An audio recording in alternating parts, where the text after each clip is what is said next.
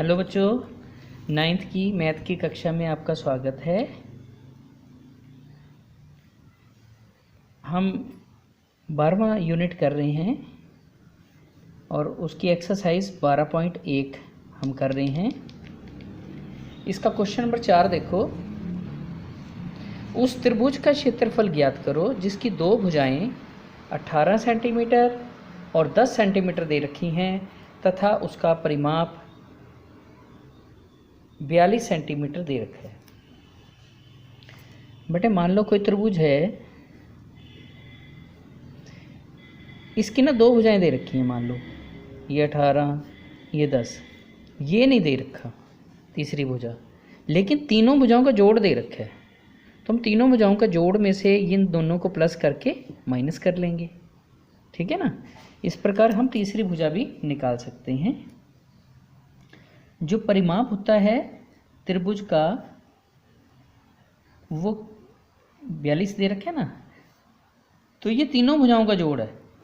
तीनों भुजाओं का योग, तीनों भुजाओं का योग हमें दे रखा है 42, ठीक है।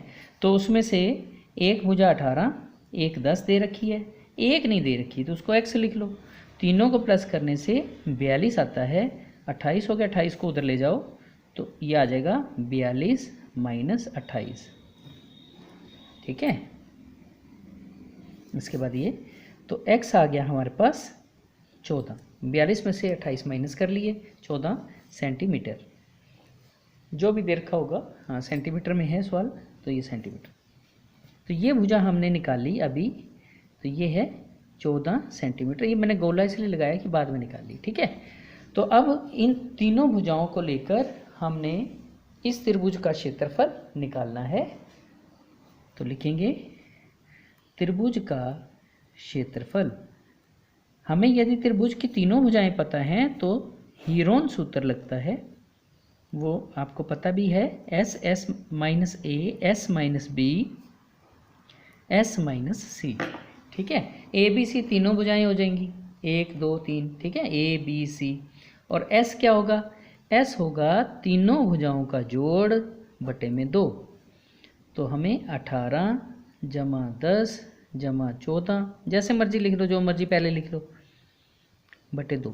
तो ये आ गया बेटे 42 बटे 2, काट के आया 21। तो ये हमें 21 सेंटीमीटर हमें पता है। एस का मान हम 21 लगाएंगे, ठीक है। 21 हो गया, 21 माइनस 18, 21 माइनस 10, 21 माइनस 14। तो इस ऐसे माइनस कर लेंगे।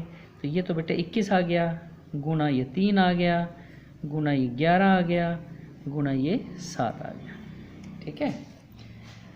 अब इसका वर्गमूल निकालना है। देखो, या तो इसके टुकड़े कर लो, टुकड़े करके वर्गमूल निकाल लो। जैसे देखो मैं इसके टुकड़े कर रहा हूँ। 21 को 7 गुना 3 लिख लेते हैं, ठीक है। ये 21 को लिखा मैंने, गुना ये 3, गुना 11, गुना ये वाला 7। अब देखो 7 2 बारी आ गया, 7 2 बारी आया, 3 भी 2 बारी आया, 11 जो है वो अकेला है, तो 11 को वर्गमूल के अंदर ही रहने दो, ठीक है। जिसका जोड़ा बन रहा है ना उसकी एक एक रकम बाहर आ जाएगी। 3 का जोड़ा बना, 3 बाहर आ गया, गुना 7 का जोड़ा बना, 7 बाहर आ गया, ठीक है। कहने का मतलब ये 2 बार थे ना, एक बार बाहर। वर्गमूल जब वर्गमूल निकालते हैं, जैसे 49 का वर्गमूल है तो 7 गुना 7 हो गया ना, तो वर्गमूल क्या है इसका? 7। तो इसका मतलब ये 2 बारी जब रकमें होंगी उसका वर्गमूल होगा तो एक रकम बाहर आ जाती है, तो उसका वर्गमूल हो जाता है, ठीक है। तो ये 7 गुना 7 है, इसका वर्गमूल है 7। 3 गुना 3 है, इसका वर्गमूल है 3, ठीक है। तो ये हमारा आंसर आ गया 21 वर्गमूल 11 वर्ग सेंटीमीटर। इन सवालों को इसी रूप में निकाल देते हैं आंसर हम, है ना। या तो इसको गुणा करके वर्गमूल निकालें तो फिर पॉइंटों में निकलेगा, ठीक है। लेकिन ज़्यादातर ये सवाल इसी हिसाब से करने होते हैं कि यदि कोई चीज़ वर्गमूल में रह जाती है तो उसे वर्गमूल में ही रहने दो, ठीक है। ऐसे था बेटा ये क्वेश्चन। कर लो बेटा प्रैक्टिस, ठीक है बेटा, ओके।